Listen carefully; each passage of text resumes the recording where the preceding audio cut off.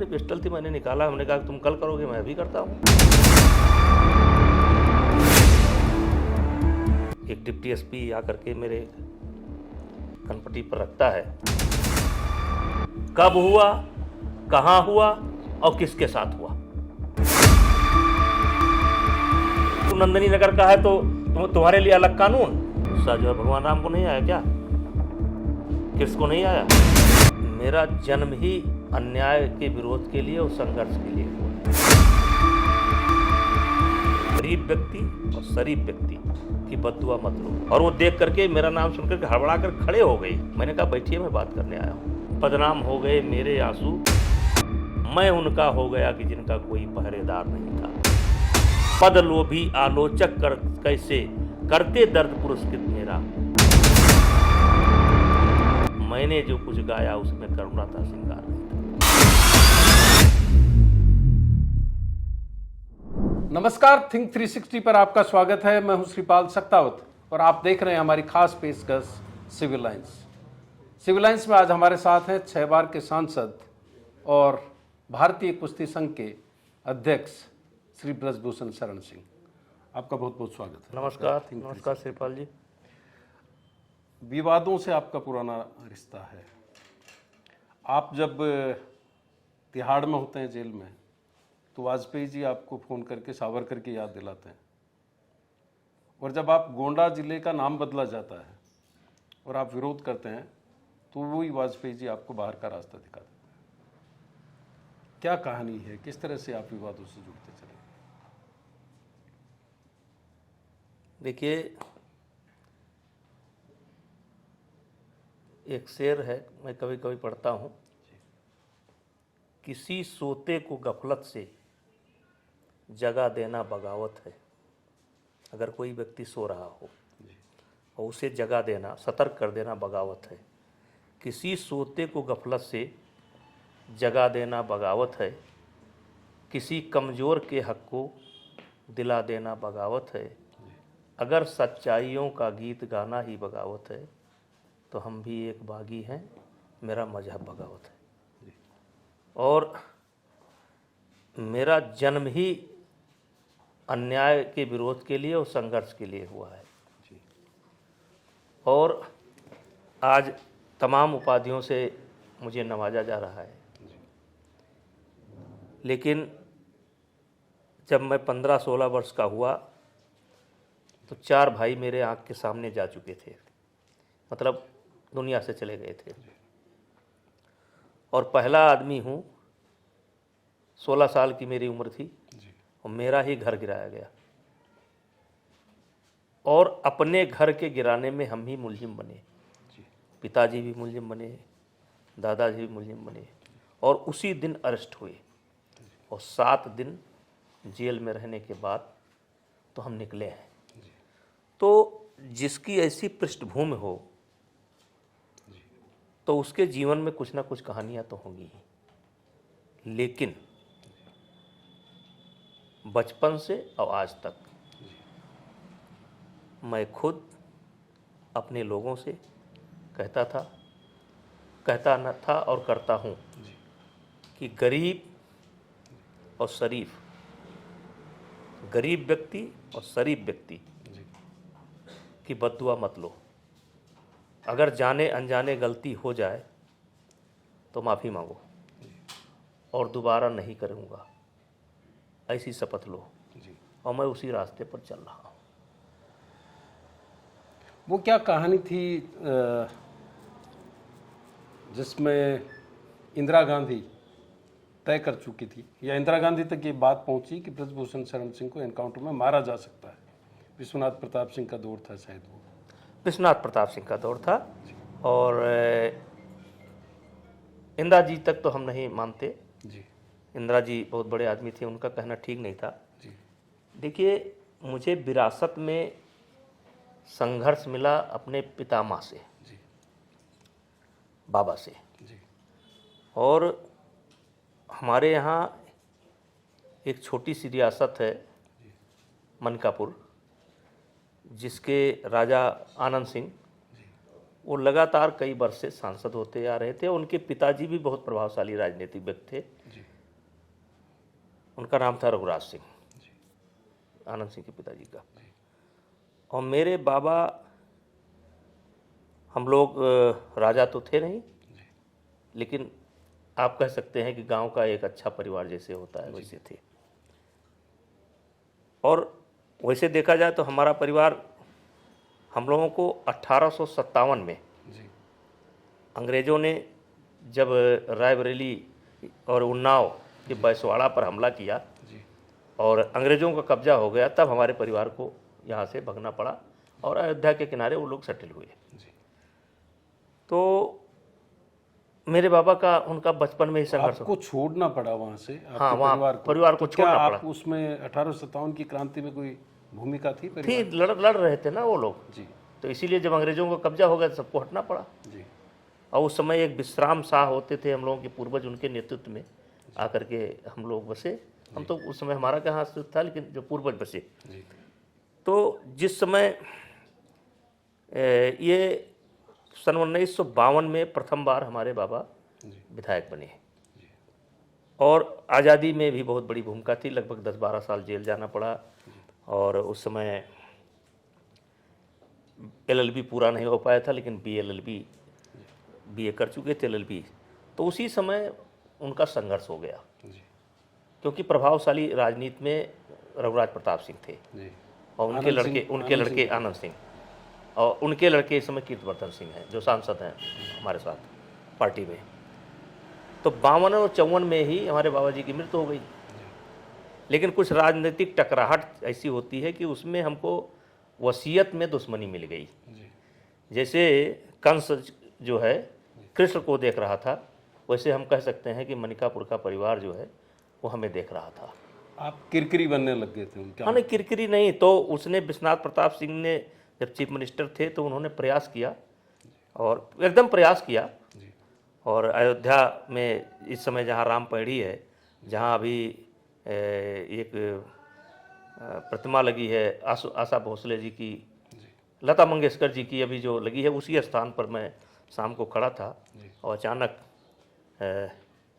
एक deputy SP आकर के मेरे कनपट्टी पर रखता है।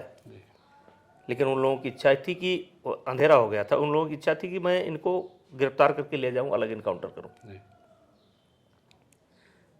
मुझे भी हनुमान जी की याद आई और क्रॉस फायरिंग हो गई और मैं बच निकला।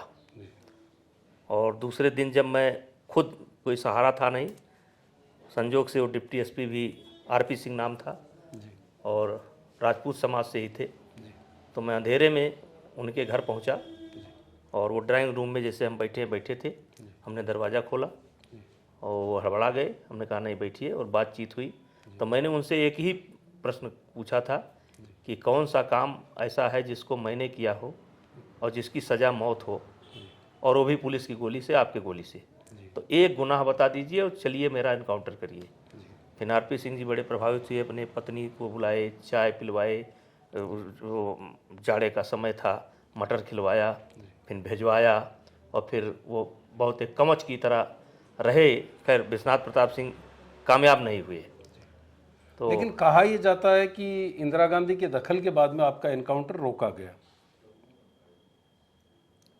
ऐसी हो सकता है, हाँ, ये हो सकता है, क्योंकि ये हो सकता है क्योंकि हमारे बाबा भी कांग्रेस से विधायक थे और हम भी कांग्रेस में हाथ पैर मार ही रहे थे।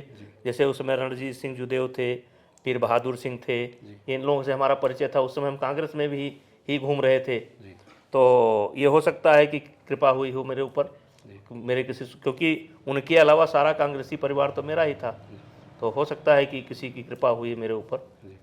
इस विषय में मुझे बहुत जानकारी नहीं, लेकिन यह कि प्रयास थम गया था। जी, मतलब आपने बड़ा जोखिम लिया कि आपके एनकाउंटर की तैयारी थी, आप बच के निकले और फिर वापस उसी DYSP के घर पहुंचे। हाँ, दूसरे दिन शाम को, क्योंकि घर पर लेटे थे, कोई रास्ता था नहीं, किससे बात करें, कौन सहयोग करे। तो मैंने सोचा कि क्यों ना उन्हीं से बात किया जाए। तो मैं गाड़ी उठाया, मेरे पास फिएट कार थी उस समय, अकेले उठाया, ड्राइव किया और गांव से करीब 20 किलोमीटर दूरी पर पहुंचा। अंधेरा हो गया था, मैंने गाड़ी खड़ी की और बिना आज्ञा के, बिना पूछे उनके ड्राइंग रूम में पहुंच गया। और वो देख करके, मेरा नाम सुन करके हड़बड़ा कर खड़े हो गए। मैंने कहा बैठिए, मैं बात करने आया हूँ। और जब सामान्य बात हुई तो वो मेरे इतने संरक्षक बन गए, और अभी कुछ दिन पहले अभी भी हैं वो, मैंने उनको दिल्ली में सम्मानित भी किया था। और एक क्षत्रिय समाज का ही कार्यक्रम था, मैंने बताया कि देखिए एक क्षत्रिय भी हैं, अगर उस दिन ये काउंटर का हो जाता मेरा तो आज मैं शायद 6 बार MP या मेरी पत्नी MP, आज ये कहानी ना होती, समाप्त हो जाती। अच्छा सिंह साहब, आपने तो कॉलेज में हैंड ग्रेनेड फेंक दिया था, वो भी एक कहानी। अरे नहीं नहीं, ऐसा ये ऐसी कहानी नहीं है। हमारा चुनाव चल रहा था और मैं चुनाव लड़ रहा था, काउंटिंग हो रही थी तो विरोधियों ने हैंड ग्रेनेड फेंक दिए थे, हमने नहीं फेंका था। हमें ये भी एक कहानी हाँ, बहुत बहुत ज़्यादा वोटों से मैं जीता था। जी मैं इतना हल्का काम नहीं करता था। जी। हाँ, ये हैंड ग्रेनेड और गोला बारूद नहीं, मुंह का थप्पड़ चल जाता था, उतने काफ़ी था। ये कमज़ोर लोग मर्डर करते हैं, कमज़ोर लोग जो है ये करते हैं, जो है ताकतवर आदमी किसी को जान माल का नुकसान नहीं करता। लेकिन एक कहानी ये भी है कि आपने एक पुलिस वाले पे ही कनपट्टी पे पिस्टल तान दी। हाँ, ये वही बात आती है कि जिस समय मैं छात्र राजनीति से निकल करके जब गांव की तरफ लौटा तो ये गन्ना का चुनाव होता, गन्ना डायरेक्टरी का चुनाव होता था, गन्ना उत्पादक संघ। हाँ उत्पादक संघ कह लीजिए। तो उसी का मैं भी किस्मत आजमाने लगा। जी तो ये 87 की बात है। तो तत्कालीन SP ने मुझको बुलवाया और मैंने 2 पत्रकार उस समय भेज दिए थे। जी मैं जानता था कोई बवाल होगा। तो एक हनुमान सिंह सुधाकर और एक प्रेमी जी, 2 पत्रकार, बड़े पत्रकार हमारे ज़िले के थे। तो मैंने कहा था भाई SP ने मुझे बुलाया है और मुझे लगता है कि कुछ कहा सुनी हो सकती है, तो आप लोग रहेंगे तो मेरी रक्षा हो जाएगी। तो दोनों पत्रकार जाकर के पहले से बैठे थे और जैसे मैं पहुंचा और कुर्सी लिया और बैठने की कोशिश की,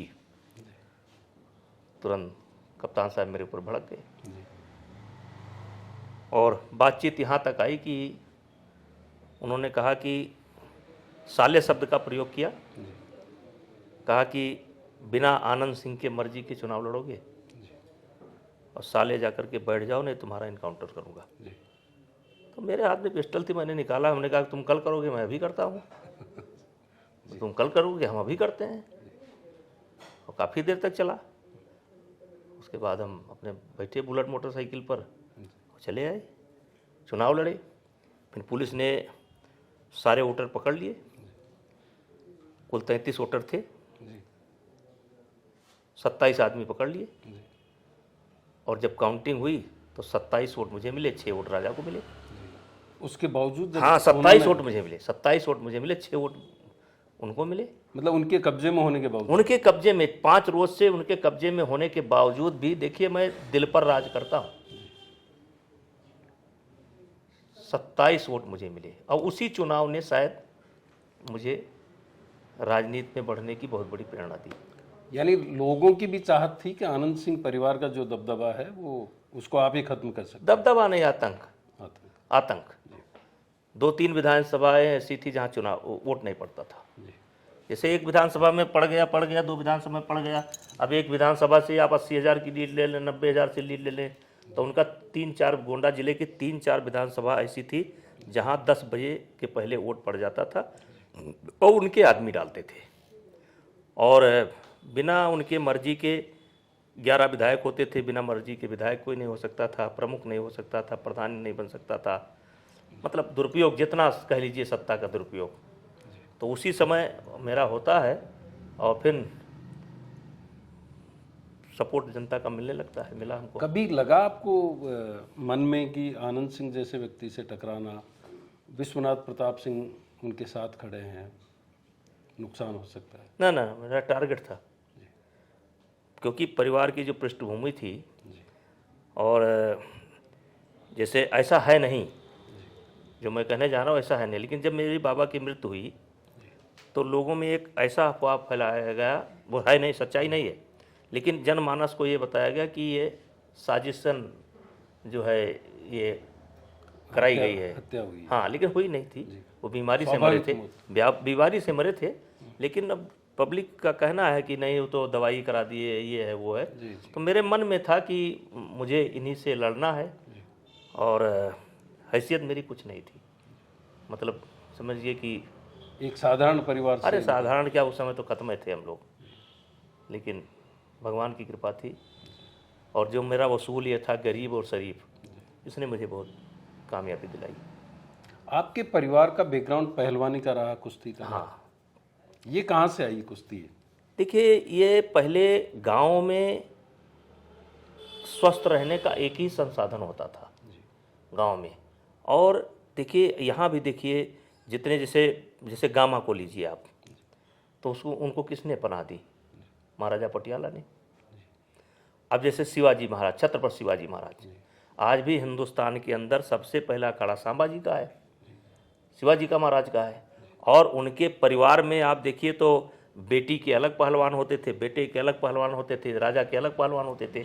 तो ये, और राजा महाराजा भी कुश्ती लड़ते थे, लेकिन राजा महाराजा कुश्ती लड़ते थे लेकिन इनामी या दंगली नहीं लड़ते थे। मैं तमाम राजाओं को जानता हूं जो कुश्ती लड़ते थे। शौकिया तौर पर? हाँ, शौकिया तौर पर लड़ते, क्योंकि उस समय अपने को फिट रखने का क्या था? शिकार, घुड़सवारी, और उसमें सबसे आसान था कि अखाड़ा। तो ये एक स्वस्थ रहने का साधन था। तो हमारे परिवार में चला आ रहा था। परिवार हमारे क्या, हर परिवार में चलता था ये। पहले त्योहार जो है ये फिक्स था कि कौन से त्योहार में कौन खेल खेला जाएगा, और हर इलाके में कुछ ना कुछ खेल होता था। तो स्वस्थ रहने का ये साधन था, तो ये हमको तो बड़ा शौक था।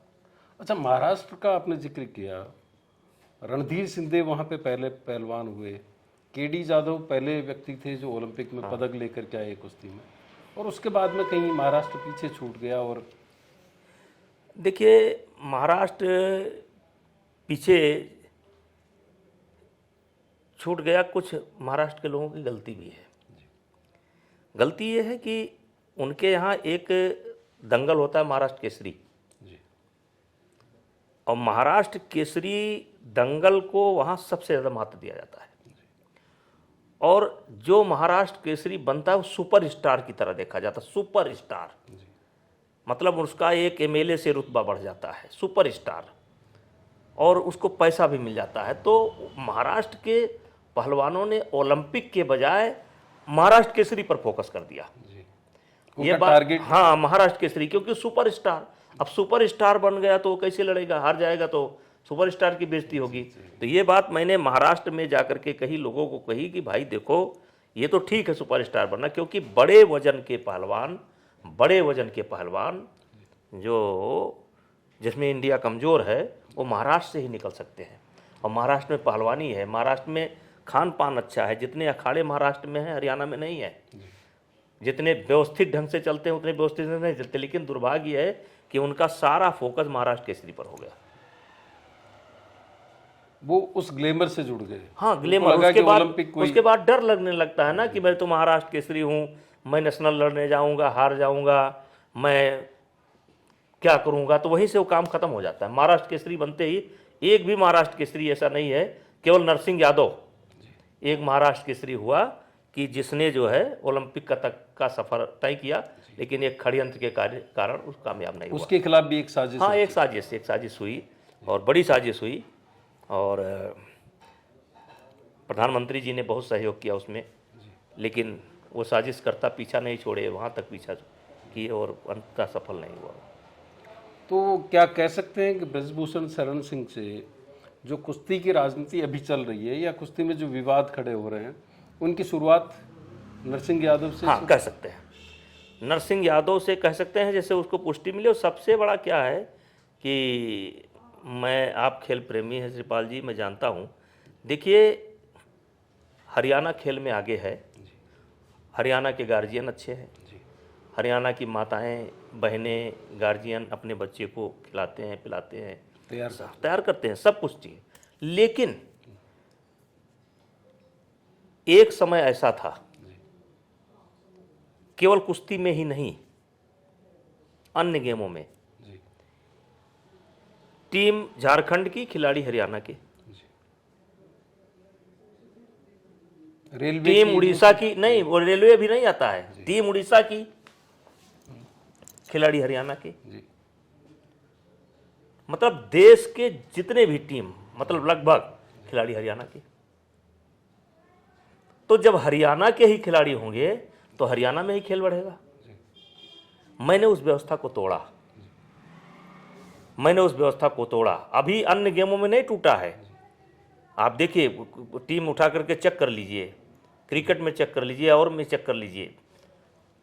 मतलब खेल कोई, स्टेट कोई, खिलाड़ी हरियाणा के, तो कहाँ का गेम बढ़ेगा? मैंने कहा नहीं भाई, ये ठीक नहीं है। ये जो कमज़ोर राज्य हैं इनको भी ऊपर आने दीजिए। और मैंने धीरे धीरे करके इसको बंद किया। लेकिन हरियाणा का नुकसान ना हो और उड़ीसा का भी फायदा हो जाए, बंगाल का भी फायदा हो जाए, झारखंड का भी फायदा हो जाए, खिलाड़ियों का फायदा हो जाए और हरियाणा का नुकसान ना हो। तो उसके जगह पर मैंने एक ओपन व्यवस्था दी कि एक नेशनल होगा जिसमें एक एक खिलाड़ी ही हर प्रांत का लड़ेगा और दूसरा एक ओपन नेशनल हम कराएंगे जिसमें कोई कितना लड़ सकता हो। ये हमने केवल हिंदुस्तान में पहली व्यवस्था है और पहला खेल है जिसमें ओपन नेशनल की व्यवस्था की गई।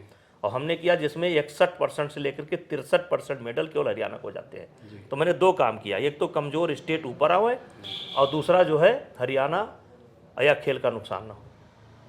लेकिन लोगों को अच्छा नहीं लगा। और आपने देखा होगा अभी एक घटना हुई थी, मैं जानता हूँ अभी आएंगे आप उस पर ज़रूर पूछेंगे। ये जो आप पे कई आरोप लगे। हाँ, ये बड़े खिलाड़ी हैं। आपने देखा होगा ये जंतर मंतर पर बैठ करके कह रहे थे कि मैं तो ट्रायल नहीं दूंगा, मैं तो नेशनल नहीं लड़ूंगा। ये दुनिया ने देखा है, मैं ट्रायल नहीं लड़ूंगा, मैं नेशनल नहीं लड़ूंगा, मैं तो सीधे ओलंपिक खेलूंगा। ये क्या बात है भाई? जंगल राज है क्या यहाँ पर कि आप नेशनल नहीं लड़ोगे, आप ट्रायल नहीं दोगे, आप सीधे ओलंपिक खेलोगे? और ये मैं नहीं बोल रहा हूँ, आप देखिए उन लोगों का मैं नाम नहीं ले रहा हूँ। देखिए क्या बोल रहे हैं कि मैं तो नेशनल नहीं लड़ूंगा, मैं तो ट्रायल नहीं दूंगा, मैं तो ओलंपिक खेलूंगा। मतलब आप देश से बड़े हो गए। आप पर महिला खिलाड़ियों ने कई गंभीर आरोप लगाए। देखिए मैंने सीधा पूछा था उनसे, कब हुआ, कहाँ हुआ और किसके साथ हुआ। मेरा एक सवाल था, कब हुआ, कहाँ हुआ और किसके साथ हुआ। आज तक ना मुझे पता है ना देश को पता है। बाकी बातें चूंकि अभी मामला न्यायालय में क्या सरकार का एक जांच करा रही है, जांच वाच हो गई है। हमको लगता है कि कमेटी की रिपोर्ट की भी चर्चा है कि आ जाएगी। अब वो सरकार का अपना नजरिया है। हो सकता है एक स्टिंग भी हुआ एबीपी न्यूज। हाँ, एक स्टिंग भी हुआ, उसमें भी वही आया कि आपके खिलाफ कोई हाँ, वही खिलाड़ी जो धरने पर बैठे थे वही बोल रहे हैं। और वो ये भी बोल रहे हैं। और हमको लगता है एबीपी ने उस स्टिंग ऑपरेशन को किया है और उसने स्वतः किया है, किसी ने करवाया नहीं है। और उसमें ये खिलाड़ी खुद बोल रहे हैं कि ये राजनीति है, ये एक राजनीति है। तो चैनल अपने स्तर पे करवाता है, अपने स्तर पर करता है, कराता है। हो सकता है आपके खिलाफ भी उसमें चीजें आ सकती थी। वो खिलाफ बोलते तो आ जाती, खिलाफ बोलते आते। लेकिन जो बच्चे धरने पर बैठे हैं वही बच्चे बोल रहे हैं तो राजनीति है। आज इतना बड़ा नुकसान कर दिया कुश्ती का, कुश्ती बहुत पीछे चली गई। देखिए ओपन नेशनल हिंदुस्तान के अंदर कभी एक ओपन नेशनल चल रहा था, उसको रोक दिया गया। लड़कियों का कैंप आज तक नहीं लगा, उठा करके सोनीपत में लगाया गया, कोई बच्ची आने को तैयार नहीं है। अब तक जूनियर नेशनल हो जाना चाहिए था, रैंकिंग हो जाना चाहिए था, कैडेट हो जाना चाहिए था। अब हमको लगता है कि जून में कैडेट का एशिया चैंपियनशिप है। अब कैडेट का जब तक कैडेट टूर्नामेंट नहीं होगा तब तक टीम ही नहीं बन सकती है, क्योंकि पुराने के सहारे आप टीम नहीं बना सकते। क्योंकि पुराने जिस समय वो लड़े थे तो 16 के थे, आज 18 के हो गए। उस समय 40 किलो के थे, आज 55 किलो के हो गए। तो बिना लड़े टीमें नहीं बन सकती, सारी गतिविधि ठप है। देखिए कोरोना आया है, कुश्ती में इस समय कोरोना चल रहा है पूरा। जब हमारा कोरोना काल चल रहा था उस समय मैं उत्तर प्रदेश के मुख्यमंत्री जी को भी धन्यवाद दूंगा कि उनकी इजाज़त से नोएडा में हमें स्टेडियम मिला और कोरोना काल में उन्होंने उसका उद्घाटन किया और हमने 23 टूर्नामेंट कराई कोरोना के दौरान। हाँ, 23 टूर्नामेंट कराई। जब हम कुश्ती में आए थे तो साल में 3 टूर्नामेंट होते थे, फेडरेशन को कराना पड़ता था। अब हम करते करते करते उसको 23 तक लाए थे। कोरोना काल में भी हमने 23 टूर्नामेंट कराया, पिछले साल भी 23 टूर्नामेंट कराया। और कोरोना असली अब लगा है। कुश्ती को कोरोना हाँ, हो कुश्ती को कोरोना लगा है 18 जनवरी से। 18 जनवरी से, और वही कोरोना छोड़ नहीं रहा पीछा। गया। लेकिन कहते हैं कि उससे जो कोरोना है, ये वायरस है, उसके बाद इम्यूनिटी भी डेवलप होती है। वो तो अब हो होगी। सकता है कुश्ती अच्छी हो उसके बाद।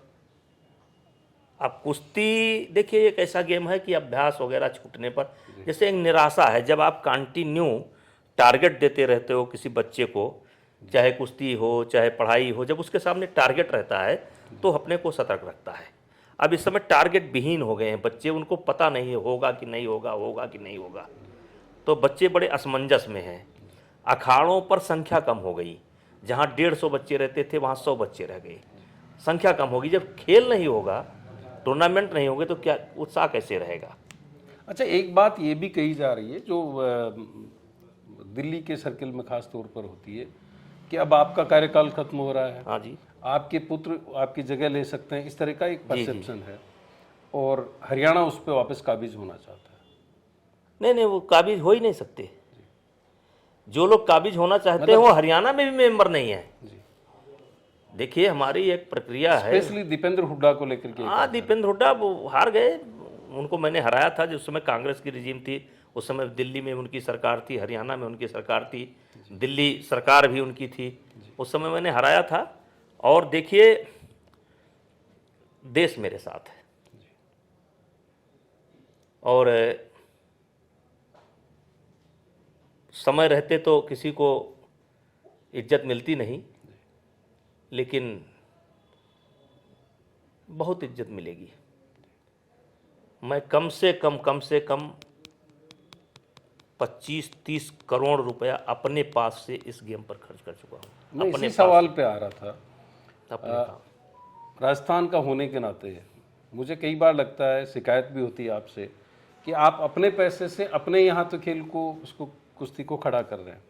भरतपुर में बड़ा दंगल होता है राजस्थान में, हजारों की तादाद में लोग आते हैं उसको देखने के लिए आसपास के, तो आपकी निगाह राजस्थान पर नहीं गई, हमारी हरियाणा में अटक के रह गए। नहीं, हमारी रहती है। देखिए राजस्थान में जैसे क्या है, सबसे बड़ा क्या होता है, मैट देना, और एक मैट आप ये मान कर चलिए 10 लाख रुपए के आसपास आता है। मैंने हरियाणा को 3 मैट दिए हैं, और मेरी निगाह दंगल पर नहीं रहती है। मेरी निगाह जो नेशनल खेलने वाले बच्चे हैं, चाहे कैडेट के हों, ये है वो, उन पर रहती है। और उनको जिस ने मांगा, और राजस्थान में बहुत अच्छे बच्चे निकले हैं इधर, बहुत अच्छी बच्चियां, उनकी हाइट 6-6 फुट के आसपास है। और मैं एक बच्चियों से मिलता हूँ, कहाँ प्रैक्टिस करती हो, क्या करती हो, और बच्चियों से पूछ लेना। उनके ट्रायल पर मेरी ऐसी निगाह रहती है क्योंकि कहीं इनके साथ नाइंसाफ़ी ना हो जाए। मैं पूरे देश के हर बच्चे को जानता हूँ, और मेरा काम ही है कि 6-6 घंटा, 7-7 घंटा बैठ करके, केवल बाथरूम के लिए जाना पड़ता है तो भी ऐसी कुश्ती पर उठता हूं कि जिसका रिजल्ट मुझे पहले से पता है। कहीं अच्छे बच्चे की कुश्ती मेरी नज़र से ना निकल जाए और कहीं इसके साथ नाइंसाफ़ी ना हो जाए। और यही कारण है कि राजस्थान की लड़कियां भी इस समय कैंप में हैं, पंजाब की लड़कियां भी कैंप में हैं। राजस्थान पर मेरी निगाह है, और राजस्थान से भी हरियाणा के बच्चे लड़ते थे, उनको मैंने बंद कराया। हमारे यहाँ नौकरियां मिली है, हाँ, जबकि यहाँ के राजस्थान के बच्चे स्पोर्ट्स एक्ट के तहत स्पोर्ट्स कोटे में 2% अब नौकरी यहाँ पर कर दी गई है। उसको लेकर के भी विवाद राजस्थान में हो रहा है कि पड़ोसी राज्य उनकी नौकरी खा रहे हैं, उनको नहीं मिल पा रहा। जी, चल रहा है, विवाद चल रहा है। और मैं राजस्थान के बारे में बताऊं कि राजस्थान से भी नाम नहीं लूँगा, यहाँ एक एकेडमी थी कोई, वो एकेडमी टोटल हरियाणा के बच्चे लड़ते थे। मैंने उस एकेडमी को बैन किया। मैंने कहा तुम ठीक है प्रैक्टिस कराते हो, वो कहते हैं मैं मेरे यहाँ प्रैक्टिस करते हैं। हम कहा प्रैक्टिस करते तो जाएं वो अपने राज्य से लड़े, आप अपने राज्य के बच्चों को सेलेक्ट करिए। ये सब तमाम कारण बने हैं जो ये मेरे ऊपर कृपा हुई है। मैं एक पढ़ता हूँ कि नगर नगर बदनाम हो गए मेरे आंसू। अगर आप कुश्ती का इतिहास देखेंगे, लिखेंगे, तो नगर नगर बदनाम हो गए मेरे आंसू, मैं उनका हो गया कि जिनका कोई पहरेदार नहीं था। पद लोभी आलोचक कर कैसे करते दर्द पुरस्कृत मेरा, मैंने जो कुछ गाया उसमें करुणा था, श्रृंगार नहीं था। मैं एक नज़र से क्योंकि हमें देश को लेकर के चल रहा है। हरियाणा से बैर नहीं है, हरियाणा का आज भी स्वागत है, सबसे अच्छा मेडल लाते हैं, कॉमनवेल्थ में सबसे ज़्यादा मेडल लाते खेल का माहौल हैं, एशिया में मेडल लाते हैं। उनके माँ बाप पूजनीय हैं, उनकी पूजा करना चाहिए, वो तकलीफ रह करके भी। लेकिन देश भी तो है भाई, क्या नॉर्थ ईस्ट से खिलाड़ी नहीं पैदा होना चाहिए? क्या खेल का माहौल नहीं होना चाहिए? खेल केवल मेडल के लिए होता है? खेल केवल मेडल के लिए होता है? खेल से ही सेना में लोग पैदा होते हैं, खेल से ही स्वस्थ होने की भावना पैदा होती है, खेल से ही जो है सिपाही बनते हैं, तब मैं स्वस्थ रहने का संसाधन। स्पोर्ट्स स्पिरिट आती है। हाँ, स्पोर्ट्स स्पिरिट। हमारे मोदी जी ने देखिए कहा खेलो इंडिया है, ये खेलो इंडिया क्यों कहा? इसीलिए कहा ना, ये काम फिट इंडिया, ये चाइना ने पहले कर लिया, ऑस्ट्रेलिया ने पहले कर लिया। आज हमारे यहाँ आप देखें तो 70% लोग के वजन ज़्यादा है, 70% लोग शुगर है। दुनिया में सबसे ज़्यादा शुगर, सबसे ज़्यादा मोटापा, सबसे ज़्यादा ब्लड प्रेशर यही है। और गीत गाते हैं सारे जहाँ से अच्छा हिंदुस्तान हमारा। ये तो मोदी जी बधाई के पात्र हैं कि इन्होंने खेलो इंडिया मूवमेंट शुरू किया, सांसद खेल स्पर्धा शुरू किया। सांसद खेल स्पर्धा से ये फायदा हुआ कि जो खेल लुप्त हो रहे थे उनको हम लोग करा रहे हैं। पारंपरिक खेल अब हर सांसद करा रहा है, अपनी अपनी बुकलेट छाप रहा है, ला करके मोदी जी को भेंट कर रहा है। हमने भी कराए हैं तमाम खेल जो से लुप्त होते जा रहे थे। तो इस सरकार आने, मोदी जी के आने के बाद खेल का वातावरण बना है। जो खेल लुप्त होते जा रहे थे उस पर बहुत फर्क पड़ा है। अच्छा, मुलायम सिंह भी पहलवान थे, आपका परिवार, आप खुद भी पहलवान हैं, लेकिन वहाँ पर कुश्ती पहलवानी इस तरह से डेवलप नहीं हो पाई उत्तर प्रदेश में। नहीं, उत्तर प्रदेश में भी एक तरीके से बीमारी वही लग गई, क्योंकि मुलायम सिंह ने भी कोशिश की, हमने भी कोशिश की और अभी तक होते रहे हैं। लेकिन इधर क्या है, इनका टारगेट घट गया, नौकरी पाओ काम खत्म। इन्होंने अपने नौकरी तक कर लिया। लेकिन अभी जैसे राजू तोमर था, बड़ा पहलवान था, अनुज चौधरी था, बड़ा पहलवान था, इस समय भी 2-3 लड़के, अभी 84 किलो में एक अच्छा लड़का है। तो कुछ टारगेट होते हैं, कुछ टारगेट ये होते हैं। कुछ का टारगेट है कि अब हरियाणा का क्या खासियत है, हरियाणा का हर बच्चा ओलंपिक बोलेगा। टारगेट क्या है? ओलंपिक।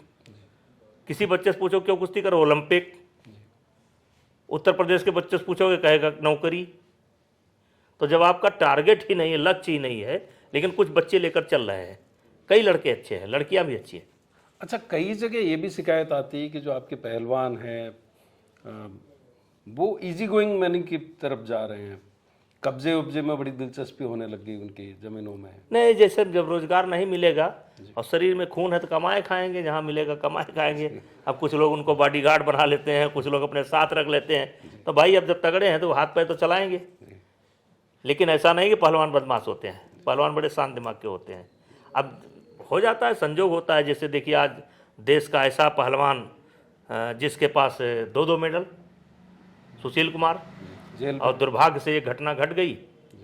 और आप कह सकते हो कि गैर इरादतन, जैसे हत्या का चार्ज है, लेकिन अगर आप सारी परिस्थितियों को देखेंगे तो गैर इरादतन हत्या में, हाँ, हत्या हो गई। डंडे से पिटाई कर रहे थे, नाजुक जगह पर लग गई, मर गया, आज जेल में है। तो इसको लेकर के देखिए, अब तगड़ा आदमी तो भूखों नहीं मरेगा ना, उसको खिलाओ पिलाओ, नहीं तो अगल बगल देखेगा वो। अच्छा, ये कह सकते हैं कि पहलवान जो होते हैं वो दिमाग से नहीं दिल से सोचते हैं। हाँ, थोड़ा खेल कूद में उनकी ज़्यादा रुचि रहती है। तो और थोड़ा एक बात ये भी है कि ये पहलवानी एक ऐसा विषय है जिसमें पढ़ाई से थोड़ी दूरी बन जाती है, क्योंकि 3 घंटे का अभ्यास सुबह और 3 घंटे का, कम से कम 6 घंटे का अभ्यास। तो अभ्यास के बाद फिर सोना, तो पढ़ नहीं पाते बच्चे, बहुत कम पढ़ाई कर पाते हैं। मतलब एक तरीके से हम लोग तो अब एकेडमी में अपने जैसे कंपलसरी कर दिए हैं कि 1 पन्ना आपको डेली अंग्रेजी लिखना है, 1 पन्ना आपको डेली हिंदी लिखना है। हम लोग सब अखाड़ों पर कंपलसरी कर रहे हैं, क्योंकि पहले तो पहलवान अपना नाम ही नहीं लिखना जानते थे। लेकिन हम लोग अब जितनी भी एकेडमी चल रहे हैं सबसे कह रहे हैं कि भाई इनसे कुछ लिखाओ, पढ़ाई भी साथ में। हाँ, तो उनको दे दिया जाता है कि आप जो है 1 पन्ना रोज़ लिख करके हिंदी में और 1 पन्ना अंग्रेजी में लाओ, और उनकी चेक कराते हैं। शुरू किए हैं, लेकिन आप कह सकते हो कि इतना अभ्यास करना पड़ता है, उसके बाद रेस्ट जरूरी हो जाता है।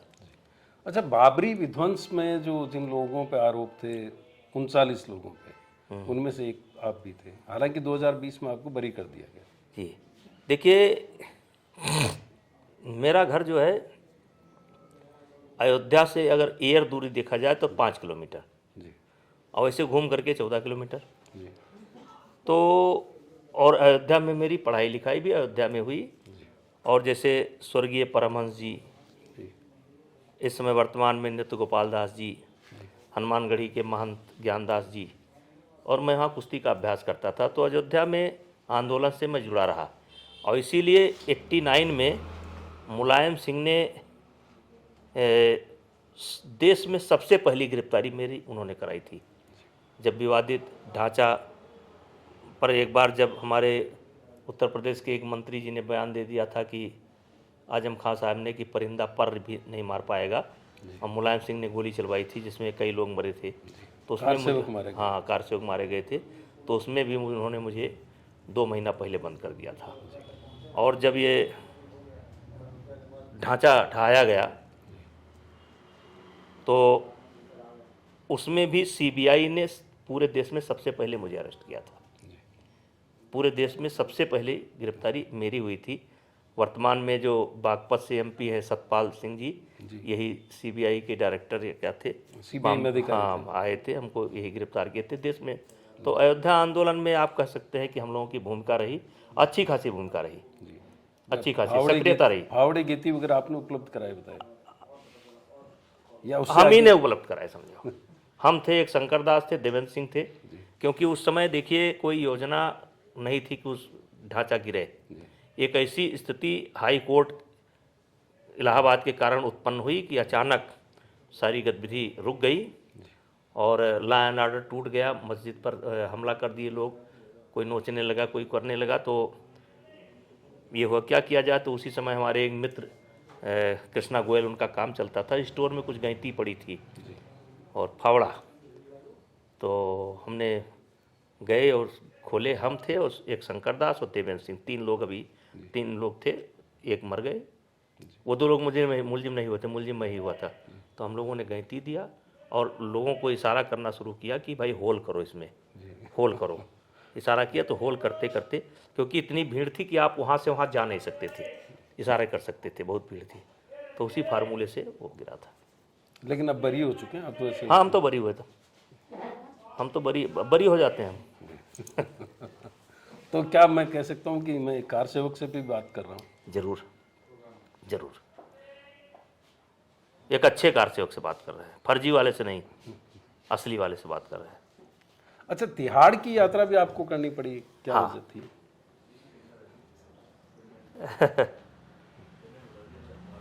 उसमें भी आनंद सिंह जी थे। हुआ ऐसा था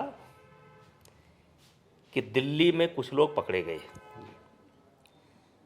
जिनका संबंध बताया गया कि इनका दाऊद इब्राहिम से है, जिसमें सुभाष ठाकुर, भाई ठाकुर, कुल मिलाकर के एक गिरफ्तारी हुई, जिसमें बताया गया इनका कि भाई ये लोग दाऊद इब्राहिम से जुड़े हुए लोग हैं। और आरोप आप पे ये था कि आप पाकिस्तान से बात करते हैं? नहीं, अब बताते हैं। तो जब वो लोग पकड़े गए तो उनसे पूछताछ में ये बात निकल करके आई कि आप लोग दिल्ली क्यों आए थे। तो उन्होंने कहा कि हम दाऊद के साथ नहीं हैं, दाऊद से अलग हैं, और हम आए थे संरक्षण तलाशने के लिए जिससे हम सरेंडर कर सकें। तो उसमें आया कि आप लोग किससे किससे मिले। तो उसमें पहला नाम आया चंद्रशेखर जी का, कि हम लोग चंद्रशेखर जी से मिले। फिर और किससे मिले, ब्रजभूषण सिंह से मिले। फिर और किससे मिले, ललित सूरी से मिले। और किससे मिले, नरेंद्र बत्रा से मिले। तो 10-15 नाम निकल करके आए। वो जांच हुई, जांच समाप्त हो गई। वो जांच हुई और जांच समाप्त हो गई, और उसमें किसी का नाम नहीं आया। एक चीनी घोटाला होता है आगे चल करके। जो चीनी बाहर से मंगाई गई थी, उसका नोट जो है पीएमओ से निकला था, लेकिन विभाग कल्पनाथ राय का था। और वो कलमनाथ राय लड़ गए। शुगर लोबी के। हाँ नहीं, नहीं, शुगर लगी नहीं, कलमनाथ राय की गलती नहीं थी। तो जब देश में हंगामा उठा, अपोजिशन ने सवाल खड़ा किया कि चीनी घोटाला हो गया, तो विभाग था कलमनाथ राय का। तो कलमनाथ राय के ऊपर जब आंच आई तो कलमनाथ राय ने कहा कि मेरा इससे कोई लेना देना नहीं है, इसका सारा आदेश पीएमओ से हुआ है। और कलमनाथ राय ने कहा कि हम बयान देंगे पार्लियामेंट में। तो कलमनाथ राय को धवन वन साहब थे समझा करके किसी तरीके से रोक लिए और कहे कि आप इस्तीफा दे दो और आपका इस्तीफा माना नहीं जाएगा। लेकिन हुआ क्या कि विपक्ष का मुंह बंद करने के लिए इस्तीफा उन्होंने दे दिया एक समझौते के तहत, और नरसिंहा राव ने उस इस्तीफे को सदन में रख दिया कि उन्होंने इस्तीफा दे दिया है। और वो दोबारा जब उनको नहीं लिए तो उनका गाली गलौज होने लगा। और कलमनाथ राय, उनके साथ धोखा हुआ। हाँ उनके साथ धोखा हुआ, लेकिन कलमनाथ राय ऐसे आदमी नहीं थे, वो माँ बहन कर देते थे। तो एक रोज पीएम का उन्होंने माँ बहन कर दिया। तो जब पीएम का उन्होंने माँ बहन कर दिया तो ये हुआ कि इसका कोई केस खोजो।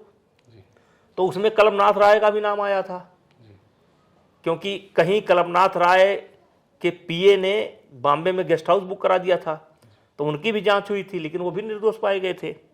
तो कलमनाथ राय, तो भाई बड़े लोग कैसे फंसते, हम छोटे लोग थे। तो उस समय इन्हीं आनंद सिंह जी जो आज हैं, पूरी कहानी है लंबी हो जाएगी, लेकिन इन्हीं इशारे की सोचे कि हमको चुनाव में फ़ायदा मिल जाएगा।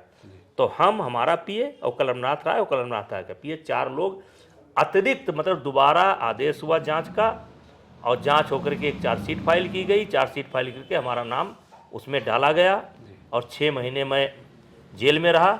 लेकिन उसमें भी एक मेरा फ़ायदा हुआ, मेरी पत्नी सांसद बन गई, केतकी सिंह जी। हाँ बन गई। तो हमको लगता है तिहाड़ की यात्रा सिर्फ इसलिए हुई थी कि मेरी पत्नी की किस्मत में सांसद बनना लिखा था, नहीं कोई तुक नहीं था। उनका भाग्य जोर मार। हाँ उनका भाग जोर मार दिया था 1.5 साल के लिए, तो सांसद बन गई। तो और उसमें भी आप देखिए कि 13 या 14 आदमी थे, देश में केवल मैं छूटा था, मैं अकेले छूटा था। उसमें मैं छोटा, कलमनाथ राय को आजीवन कारावास की सजा हो गई थी। एक परसेप्शन ये बना दिया गया था, बन गया था उस घटना के बाद, कि कल्पनाथ राय जो है वो शुगर लोबी को रिप्रेजेंट कर। नहीं, कल्पनाथ राय, यही तो देखिए आप पढ़िएगा, सब डॉक्यूमेंट्री प्रूफ है। कल्पनाथ राय का इस्तीफा ये लिया गया ये कह करके कि अगर पूरा भेद खुल जाएगा तो पीएम को इस्तीफा देना पड़ेगा, सरकार गिर जाएगी। ये परसेप्शन बनाया गया। कल्पनाथ राय का उसमें कोई लेना देना नहीं था, और बनाया नहीं गया। कल्पनाथ राय को सजा तक करा दी गई, सजा हो गई उनको, और उसी में मर गए समझिए एक तरीके से। अच्छा, उसी वक्त आपके पास वाजपेयी जी का फोन आता है जब आप तिहाड़ में होते हैं? जी जी। और वो आपको वीर सावरकर की याद दिलाते? उसी समय क्या था, जिद क्या थी कि थोड़ा, मैंने कहा था मैं चुनाव लड़ूंगा, और उस समय अशोक सिंघल जी और परमहंस जी, उन्होंने कहा था कि अगर बीजेपी नहीं लड़ाएगी तो हम लड़ाएंगे, विभूषण को हम लड़ाएंगे। तो हम कहते थे हम लड़ेंगे। और दूसरा एक ये था, भाई सही हो गलत हो, लेकिन प्रकरण ये था कि दाऊद के लोगों को हम लोगों ने मदद किया। मीडिया में तो यही बोला जाता था, चार्जशीट भी यही था कि वो लोग बात दाऊद के थे और इन लोगों ने मदद किया। तो माहौल तो बीजेपी के लिए दिक्कत थी, और हम कहते थे हम लड़ेंगे। तो चंद्रशेखर जी के हाथ अटल जी ने एक पत्र लिखा, चंद्रशेखर जी को भेजा मिलने के लिए, और बीरेंद्र सिंह सांसद अभी जिंदा है, 2 लोग आए तिहाड़, और अटल जी का एक पत्र लाए कि चाहे विद राखे राम वाहे विद रहियो, और सावरकर को पढ़िए। और फिर अटल जी, चंद्रशेखर जी ने हमको समझाया कि जिद मत करो, आप पार्टी की मजबूरी समझो, आप पत्नी को लड़ाओ, आप कर लो। वहीं पे केतकी सिंह जी के, हाँ, फिर वो बनी लोकसभा सदस्य बनने की। जी जी जी जी जी, वही बनी। आपके परिवार में आपके पुत्र भी हैं? हाँ, हमारे परिवार में 6 बार तो मेरा हो गया, 1 बार मेरी पत्नी हो गई, और बेटा हमारा दूसरी बार विधायक है। अच्छा, उसके बाद वो क्या घटना हुई? गोंडा को जिला बनाया नया नाम दिया जा रहा था मायावती के वक्त में, और आपने विरोध किया, और ये 2002 की बात है, 2 की, कि हमारे यहाँ गोंडा एक ऐसी जगह है जहाँ से अटल जी पहली बार सांसद बन करके गए थे। फिर नानाजी देशमुख भी उसी सीट से सांसद बने थे। तो नानाजी देशमुख का एक कार्यक्रम था, और कार्यक्रम में कई लोग थे, प्रधान चंद्रशेखर जी भी थे, अटल उनका नाना जी का कुछ ऐसा व्यक्तित्व था कि अन्य पार्टियों के लोग भी आ जाते थे। और मायावती जी मुख्यमंत्री थी और उन्होंने अचानक घोषणा कर दिया कि कहा कि मैं गोंडा जनपद का नाम बदल करके लोकनायक जयप्रकाश नारायण नगर रखती हूँ। तो कोई बोला नहीं। मैं गया उठ करके और हमने कहा कि देखिए, गोंडा का एक अपना स्वयं का इतिहास है। गोंडा का इतिहास ये है कि गोनर्द, मतलब हमारा सारा इतिहास अयोध्या से जुड़ा हुआ है। और गोंडा शब्द गोनर्द, गौएं जहाँ नाद करें, यहाँ से शुरू हुआ है। यहाँ गौतम बुद्ध ने तपस्या किया है, पांडवों ने अज्ञातवास काटा है, जो कुछ भी है यहाँ अयोध्या से जुड़ा हुआ है। तो ये वैसा नाम नहीं है। और जहाँ तक जयप्रकाश जी की बात है, हम लोग भी इज्जत करते हैं, लेकिन राजनीतिक जीवन में जयप्रकाश जी, ये सारी बातें मेरी हुई। हमने कहा मुख्यमंत्री जी, राजनीतिक जीवन में जयप्रकाश जी कभी यहाँ आए ही नहीं, ना उनका ससुराल है, ना उनका ननिहाल है, कोई तो कंसर्न नहीं है। हाँ, तो इसको ना करिए, हम लोगों की भावना को आहत मत करिए, हमारे इतिहास को मत मिटाइए। तो मायावती जी को गुस्सा आ गया। उन्होंने कहा कि जो हो गया हो गया। तो हमने कहा कि मुख्यमंत्री जी, मेरे शरीर में खून का एक भी अगर कतरा शेष रहेगा तब तक ये नाम नहीं बदलेगा। और फिर मुझे याद है एक बड़ा आंदोलन मैंने खड़ा किया, करीब 250-300 किलोमीटर की पदयात्रा की और करीब उस समय 50,000 आदमी की सभा की। और फिर जाकर के मैं अटल जी से मिला और अटल जी ने मात्र 2 मिनट के अंदर ही मुख्यमंत्री जी को फ़ोन करके मना कर दिया और गोंडा, तब से गोंडा बना रह गया। अब एक आखिरी सवाल, वक्त आपकी व्यस्तता है, एक आखिरी सवाल, ब्रजभूषण शरण सिंह को गुस्सा क्यों आता है? आपको लगा कि मुझे गुस्सा आता है? आप पिस्टल तान देते हैं, अब आप एक मारेंगे पहलवान तो के थप्पड़ मार देते हैं। अब पहलवान का भी सुन लीजिए। वो पहलवान मेरे अखाड़े का था, वो गया, वो वही झगड़ा था जैसे हम मना करते हैं, तो उसने वो लड़ना चाहता था, नाजायज लड़ना चाहता था। तो उसने धीरे से कान में आकर के मुझसे कहा कि मैं नंदनी नगर का हूँ। तब मैं, अगर मेरी वीडियो सुनिए तो हमने कहा तू नंदनी नगर का है तो तुम्हारे लिए अलग कानून, तुम नंदनी नगर का है तो तुम्हारे लिए अलग कानून। तो अगर वो नंदनी नगर न कहता तो मैं न करता कि तुम मेरे पहलवान हो तो इसके तुम्हारे लिए अलग कानून, देश के लिए अलग कानून। तो ये अलग बात है। और देखिए, पहलवान को कंट्रोल करना ना, अब कंट्रोल तो कर रहे हैं लोग इस समय, पहलवान को कंट्रोल कर रहे हैं, कर तो रहे हैं इस समय। देखिए क्या आफत मचाए हुए हैं। तो थोड़ा सो जो है, तो गुस्सा तो कभी कभी जरूरी होता है ना। गुस्सा भी, क्या हम बच्चे को अपने नहीं कभी ठोकते पीटते हैं? क्या परिवार में डांट फटकार नहीं लगाते हैं? तो गुस्सा नहीं आता है, और कभी कभी आता है तो जब अन्याय होगा तो गुस्सा आएगा। और इसे मुझे गुस्सा नहीं आता है। अगर मुझे इतने गुस्सा आता होता तो इतनी लंबी यात्रा नहीं होती, और इतने, ईश्वर भी अगर मदद करता है तो एक आध बार करता है, ये रोज़ रोज़ मदद नहीं करता है। लेकिन गुस्सा एक तरीके से मर्द का श्रृंगार भी है, ये मर्द का श्रृंगार है। ये राजस्थान का इतिहास क्यों भरा पड़ा है, ये क्यों मर गए लोग, क्यों जौहर कर गए? आपको लगता है गुस्सा जरूरी है? अगर गुस्सा ना होता तो ये देश के लिए लड़ते। अगर अन्याय के विरोध का जज्बा ना होता तो ये राजस्थान का इतिहास क्या है? क्या है? ये गुस्सा है, तो गुस्सा तो निकलेगा। कोई हमला कर रहा, आप देखिए 6वीं शताब्दी से लेकर के 12वीं शताब्दी तक झेला है राजस्थान ने या राजपूतों ने। क्या है, ना गुस्सा आता लेट जाते, जैसे और लोग लेट गए लेट जाते। गुस्सा जो है भगवान राम को नहीं आया क्या? कृष्ण को नहीं आया? जो भी देश के लिए, समाज के लिए कुछ करना चाहेगा, परिवार के लिए भी, परिवार को भी ठीक करना है तो गुस्सा आएगा। कभी हम बच्चे का कान पकड़ते हैं, कभी उसको ठोंक बजा देते हैं। अब मुझे याद है विद्यार्थी जीवन में एक बार एक टीचर ने मुझे ऐसे मारा था, एक डंडा ऐसे लाल लाल हो गया था। अब ये 100 वर्ष के हो गए होकर के अभी मरे हैं 3-4 साल पहले। मैं जब भी जाता था तो उस डंडे को याद करता था, उनके घर जाकर प्रणाम करता था। गुस्सा इतना अच्छा चीज़ है। क्योंकि उन्होंने मुझे क्यों मारा था मुझे याद था, और मैं उनका पैर छूता था जाकर के। तो गुस्से को लेकर के भी आपकी एक बड़ी फिलॉसफी है, और आप किसी से पूछ लीजिएगा। तो ये था हमारा खास कार्यक्रम सिविल लाइंस, और सिविल लाइंस में आज बात हो रही थी श्री ब्रजभूषण शरण सिंह से। देखते रहिए थिंक 360।